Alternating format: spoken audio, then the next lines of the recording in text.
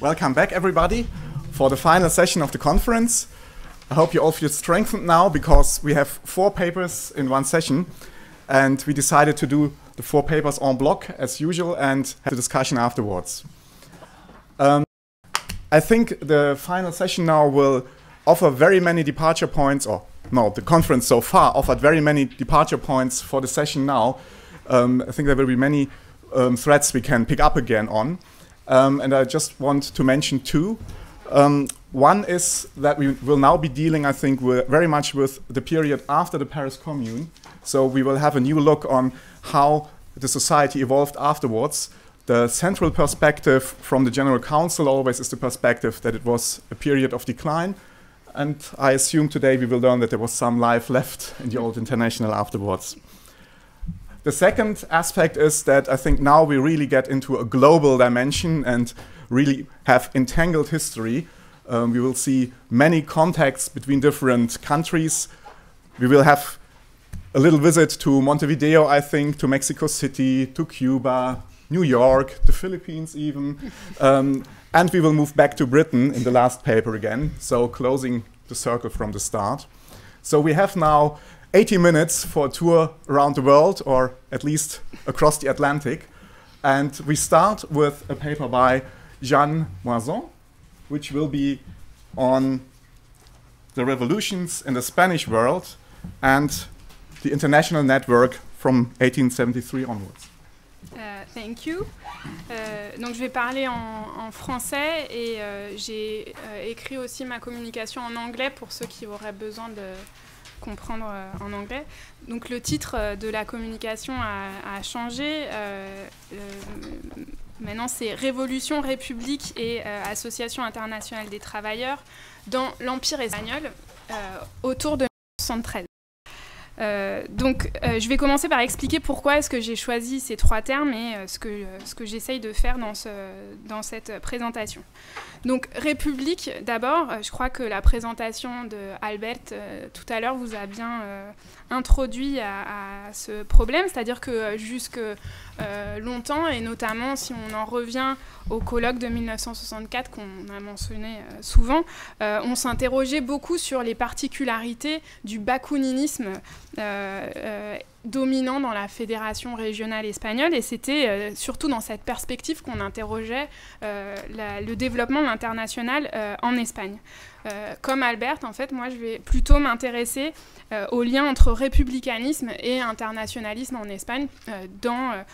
l'optique d'autres nombreux travaux qui ont été développés ces dernières années en Espagne. Le deuxième terme, c'est celui de révolution, parce qu'une autre dimension fondamentale pour comprendre les particularités du développement de l'international en Espagne, c'est le contexte révolutionnaire dans lequel s'inscrit ce développement. Depuis 1868, l'Espagne est en révolution. Et cette révolution prend une allure particulièrement intéressante en 1873, donc on est 2 ans après le contexte qu'évoquait Albert tout à l'heure. En 1873, la première république espagnole est proclamée. Je pense que c'est un bon jour pour s'en rappeler aujourd'hui qu'on a un nouveau roi en Espagne. Donc la première république proclamée en 1873 en février. Et 6 mois après, à l'été 1873, on a une série de révolutions républicaines radicales qui s'inscrivent dans une grande partie du territoire espagnol et qui rappellent fortement ce qui se passait en France avec les communes. Ces cantons, ces révolutions cantonalistes, ce sont des petites républiques locales révolutionnaires qui prétendent forcer le cours de la Première République pour la forcer à devenir réellement une république à la fois fédérale et sociale, selon un imaginaire et un vocabulaire politique en partie imprégné par l'internationalisme. Et la dernière dimension qui me semble fondamentale, c'est celle de l'Empire, dans le cadre duquel se déroule toute cette révolution espagnole depuis 1868, puisque en septembre 1868, donc au même moment que se déroulait en péninsule la révolution qu'on appelle Gloriosa, par imitation de la glorieuse révolution anglaise, se déroulait à Cuba le premier cri de l'indépendance cubaine, et pendant 10 ans, on va avoir la première guerre d'indépendance cubaine. Donc là, la question, elle tourne autour du foyer atlantique de la Révolution espagnole, mais aussi du coup de l'internationalisme, en se posant la question de la manière dont l'abolitionnisme a pu aussi constituer à la fois une cause, une des grandes causes de l'internationalisme, et être retraduit dans les formes qu'il prenait en Espagne. Donc le problème global que j'essaye de tisser dans cette présentation, c'est celui du lien qui a pu exister entre le développement de l'internationalisme en Espagne et les différents mouvements révolutionnaires, républicains, radicaux qui avaient lieu à la fois en péninsule et dans l'Empire entre 1868 et 1878. Alors le premier problème, parce qu'il faut lister, vu que la liste est longue, que j'essaye de faire là, c'est celui du lien entre l'internationalisme, le bakouninisme et le cantonalisme. Alors là, pour me guider, j'ai utilisé dans mon papier un texte de Engels sur les révolutions cantonalistes de l'été 1873, qui s'appelle « Les bakouninistes à l'œuvre » et qui est relativement, enfin même complètement négatif sur ces révolutions. Et il rejette la responsabilité de ces mouvements sur le dos du bakouninisme de la Fédération régionale espagnole, en disant que c'est parce qu'ils sont tous apolitiques et irresponsables qu'ils se sont lancés dans un espèce de mouvement révolutionnaire, alors que en fait, la démarche à adopter, ça aurait été de soutenir cette première république espagnole depuis le gouvernement central et non pas de la provoquer par des mouvements inconsidérés dans un contexte où en plus la République avait à faire face à la guerre à Cuba et en plus de ça à une guerre contre-révolutionnaire menée dans le nord du pays par les carlistes, si jamais c'est... Enfin bon, bref, là c'est un autre élément qu'il faudra aussi tenir en compte, mais j'ai pas vraiment le temps. Donc, cette interprétation de Engels, elle a été immédiatement contestée par la Fédération régionale espagnole de l'AIT, qui considérait au contraire qu'elle n'avait absolument aucune responsabilité dans les cantons, que ces mouvements étaient en fait menés par des républicains intransigeants, donc intransigeants c'était le vocabulaire de l'époque, et que ces républicains intransigeants étaient avant tout des bourgeois, donc ils n'avaient rien à voir avec les travailleurs, et qu'il y avait seulement quelques cantons qui étaient des cantons vraiment liés à l'international, par exemple Alcoy, dont a parlé Albert tout à l'heure, parce que c'est un mouvement qui a commencé par une grève de travailleurs industriels, donc là on aurait eu un canton vraiment social. Cette interprétation, elle a été largement reprise par la suite, notamment par l'historiographie qui s'est développée sous le franquisme, où on a voulu voir dans les cantons à nouveau des mouvements bourgeois, de républicains qui étaient attirés par le fédéralisme suisse, donc des mouvements très interclassistes, qui étaient très timides socialement, qui adoptaient très peu de vraies mesures sociales, et dont la composante, enfin dans les juntes qui se mettaient en place dans les municipalités, n'était qu'en faible proportion peuplée par des internationalistes. Donc toute cette interprétation a été révisée dans les dernières années, notamment sur le lien entre internationalisme et républicanisme intransigeant, parce qu'on s'est rendu compte qu'en fait les deux courants étaient vraiment très très fortement liés dans l'affiliation du républicanisme radical qui devient très fortement, enfin qui lance toute une série d'insurrections à partir de 1869, notamment, mais pas seulement en Andalousie. Donc un des lieux pour voir ça, ce serait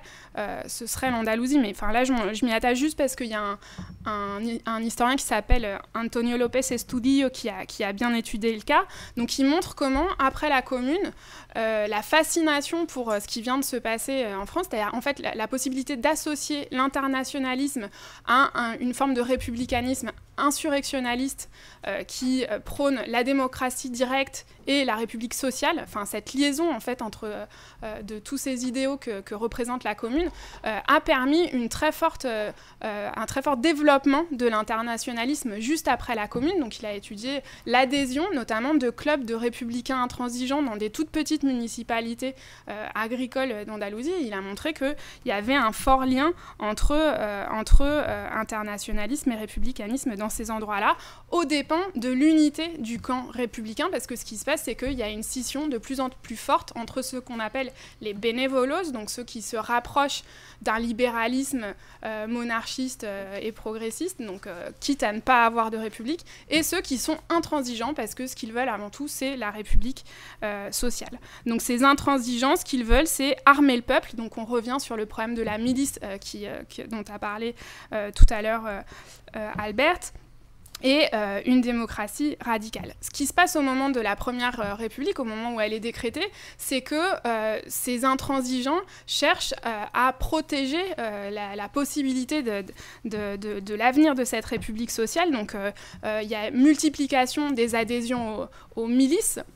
Et on voit par exemple que dans certaines villes, les internationalistes adhèrent, non seulement ils adhèrent, mais ils essaient aussi de créer leur propre bataillon de milices, notamment par exemple à Valence ou à Séville. Donc on a une conjonction totale entre les deux mouvements. Et du coup, ça devient très difficile de parler de l'apolitisme de la Fédération régionale espagnole après la Haye, parce qu'au contraire, ce qui se passe en 1873, c'est une mobilisation fébrile pour défendre la République, qui du coup implique aussi une moindre activité à l'intérieur des sections de l'Internationale, mais parce que ce qu'on est en train de faire, c'est de défendre la République sur place. Ce qui ne veut pas dire qu'on se démobilise de la lutte sociale, parce qu'on enregistre aussi toute une série de mouvements de grève très importants. Donc, sur ce panorama, éclatent les révolutions cantonalistes, donc qui ont lieu surtout dans les régions littorales espagnoles, à la fois dans des grandes villes et dans des campagnes. Mais ce qui fait qu'on estime souvent que ce n'est pas un mouvement réellement internationaliste, c'est l'absence de la Catalogne dans le déclenchement de ces révolutions, alors que c'est la région la plus industrielle et la plus internationaliste. Donc ce serait comme une espèce de démonstration qu'on n'est pas vraiment dans un mouvement ouvrier internationaliste. Donc là, j'en arrive au deuxième problème, ce serait en fait sur celui du lien entre la sociologie des travailleurs et leur capacité ou non à être des internationalistes. Et en fait, là, j'ai essayé de prendre l'exemple d'un canton qui était considéré comme politique, donc non pas social, mais vraiment dominé par ces républicains bourgeois. Donc il s'agit du canton de Carthagène, et il m'a intéressée parce qu'en fait, c'est celui qui marche le mieux, c'est-à-dire en fait, ils tiennent le siège contre la République centrale pendant 6 mois, de juillet 1873 à janvier 1874. Et ces cantonalistes de Carthagène, j'ai pu reconstituer leur composition grâce à des archives que j'ai trouvées, parce qu'en fait, ils se réfugient à Oran. Donc j'ai pu, dans les archives du consul d'Oran, du consul espagnol d'Oran, j'ai pu voir que parmi ces cantonalistes qui s'échappent, on a une très très grande proportion de ceux qu'on appelle les marins d'État. Donc il y en a sur 1738, là, il y en a 584. Et ensuite, on a des soldats et des ouvriers. Donc là, ce qui m'intéresse, c'est de voir que la base du canton, c'est pas ces républicains intransigeants bourgeois, mais c'est des gens qui sont impliqués, donc qui sont soit soldats, soit ce qu'on appelle marins d'État. Et en fait, ces catégories-là, je les trouve intéressantes parce qu'on considère qu'elles sont pas des mouvements, typiques de ce mouvement de travailleurs qu'on essaye de voir dans le développement de l'international, et pourtant ce sont bien des travailleurs, puisqu'on est dans un contexte de conscription très fortement inégalitaire. Donc en fait, ce sont seulement les pauvres qui sont recrutés pour former l'armée, et que c'est particulièrement le cas dans la marine, parce qu'en fait, on est dans un contexte où tous les travailleurs maritimes sont inscrits sur ce qu'on appelle le registre maritime, qui oblige les travailleurs maritimes à monter sur les navires de la marine militaire, et donc ils sont encore plus forcés dans les moments de guerre impériale, comme c'est le cas depuis 1868. Donc en fait, ce qu'on a à Carthagène, c'est une immense mutinerie, et là je rends hommage à ce que disait Marcel van der Linden hier, c'est-à-dire qu'en fait on a affaire à des mouvements qu'on voyait déjà au XVIIIe siècle, mais qui en fait en Espagne se poursuivent ici en plein internationalisme, une mutinerie de travailleurs maritimes contraints à alimenter la marine militaire espagnole au service de cette guerre impériale qu'ils n'ont pas envie de livrer. Donc ces travailleurs-là, pour moi, ils sont bien à la confluence de plusieurs processus, parce que ce qu'on peut comprendre de leur évolution, c'est qu'ils sont à la fois soumis à une pression de l'État renforcée par la guerre impériale. Donc, à cause de la guerre de Cuba, il y a 180 000 soldats qui sont transportés de l'Espagne péninsulaire à Cuba pendant la Première Guerre. C'est le plus grand contingent jamais transporté sur l'Atlantique jusqu'à cette époque-là. Et évidemment, ça se fait par une pression accrue sur les travailleurs. D'un autre côté, une concentration capitalistique de plus en plus forte sur la marine, l'invention de la vapeur qui change complètement les conditions du travail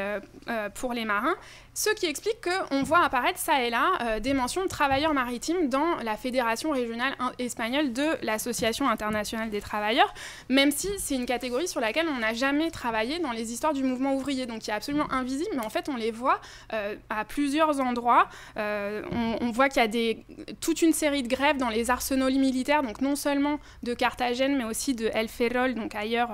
en Espagne, qu'on les retrouve aussi à Barcelone, où il y a beaucoup de travailleurs maritimes. Et qu'en plus, cette conjonction de travailleurs maritimes qui ont l'air très mécontents se retrouve dans tout l'Empire, parce qu'en 72 a lieu une autre insurrection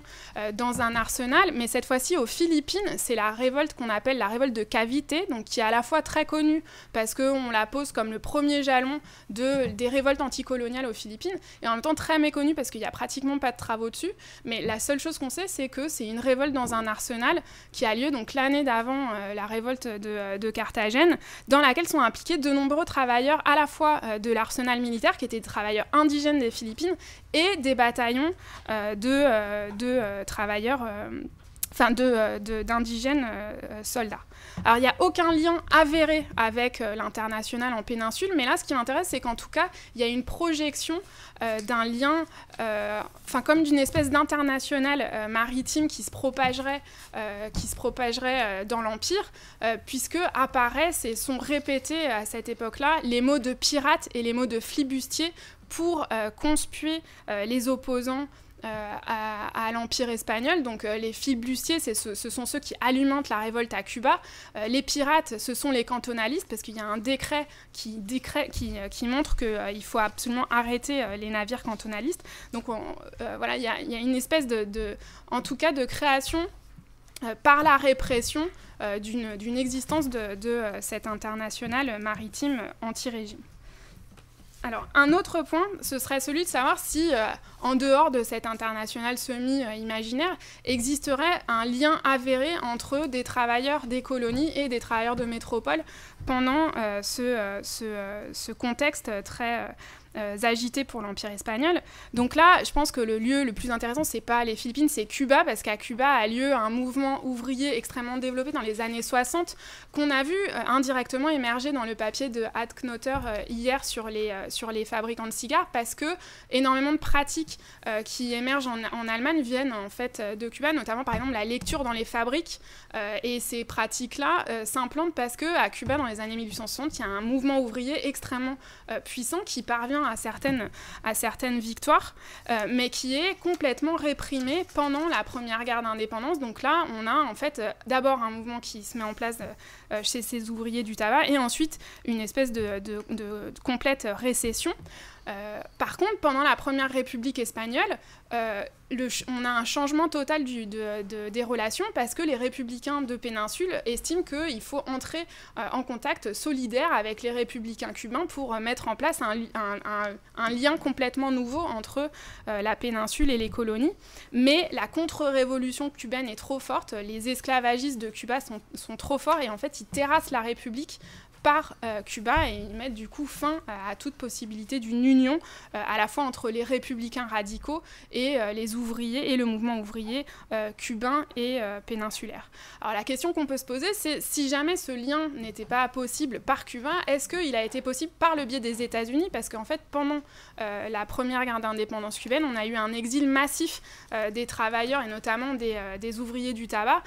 en Floride surtout, et à New York en partie. Donc la question, ce serait, est-ce que l'international a pu du coup circuler par cette connexion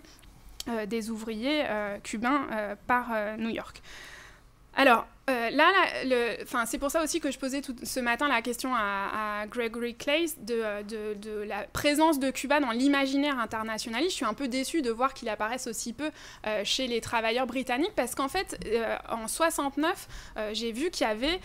une arrivée de la cause cubaine dans cet imaginaire internationaliste, en tout cas aux États-Unis. Et une des personnes qui me permet de l'assurer, c'est Cluseret, qui est un futur communard très connu, qui, aux États-Unis, entre en contact avec la junte cubaine et essaye d'avertir tous les journaux radicaux européens pour les mettre au courant de ce qui est en train de se jouer à Cuba, et pour faire en fait de Cuba, le train suivant la guerre de sécession. C'est-à-dire, en gros, la guerre de sécession, c'était la cause de l'abolition de l'esclavage, et cette cause de l'abolition de l'esclavage se poursuit à Cuba. Donc il faut continuer à alimenter l'imaginaire européen avec ce qui se passe aux États-Unis. Malheureusement, en fait, on a une extinction de cet imaginaire très vite par une démobilisation de ce qui se passe aux États-Unis autour de Cuba. La jonction entre les internationalistes, disons, de communards ou allemands, dont on va parler tout à l'heure, et les Cubains ne se produisent pas. Donc là, j'adresse une question à mes interlocuteurs suivants. Moi, j'ai l'impression que ce qui se joue, c'est le fait que l'éviction de la section 12, dont vous allez parler tout à l'heure, c'est-à-dire en gros de ce républicanisme radical américain, leur expulsion de l'international, joue au détriment des Cubains, parce qu'en fait, les Cubains auraient pu être associés à un internationalisme beaucoup plus égalitariste sur le problème racial et beaucoup plus ouvert aux problèmes qui étaient soulevés par les Cubains que les immigrés allemands qui semblaient en tout cas vouloir faciliter le retour des Cubains chez eux, c'est-à-dire la mise en place de nouvelles frontières à la migration. Donc pour conclure, je voudrais juste revenir sur ce que je disais au départ sur les conclusions qui étaient tirées il y a plusieurs années sur le développement de l'AIT en Espagne. Je pense qu'on pourrait à la fois tirer des points de comparaison, enfin disons qu'on voit des points communs entre ce qui a été dit sur la Grande-Bretagne et sur l'Espagne. Par exemple, l'importance des continuités avec les cultures de la démocratie radicale qui étaient présentes avant le développement de l'international, l'importance de la culture syndicale, alors là qui est beaucoup plus présente dans ce qu'a dit Albert. Plus en point commun avec la France, l'importance de la République sociale insurrectionnaliste, à la fois en Espagne et en France. Et par contre, je pense qu'il y a des différences entre le cas espagnol et les autres cas qu'on a soulevés ici, mais qui me paraissent intéressants pour questionner la nature même de ce que c'était que l'internationalisme. Je pense que dans le cas espagnol, ce qu'on voit émerger, c'est un internationalisme qui n'est pas seulement le fait de travailleurs libres, blancs, de métropole, organisés, notamment par les grèves, mais bien un lien possible, même s'il est contesté et mis en échec, entre des travailleurs libres, des travailleurs contraints qu'on voit à la fois en métropole et dans les colonies. Et je pense que la mise en échec de la jonction entre ces travailleurs, elle s'explique en grande partie par le basculement de l'Amérique d'un moteur d'émancipation qu'il était dans les années 1860 à un moteur de contre-révolution avec la fin de la révolution américaine, au moment où on passe de cet idéal de la guerre des sécessions à une réaction sudiste qui imprègne aussi ce qui se passe à Cuba, où ce qui triomphe, c'est avant tout des idéaux de république inégalitaire, où on n'a pas besoin d'assurer la fraternité entre les travailleurs du monde entier. Voilà, je vous remercie.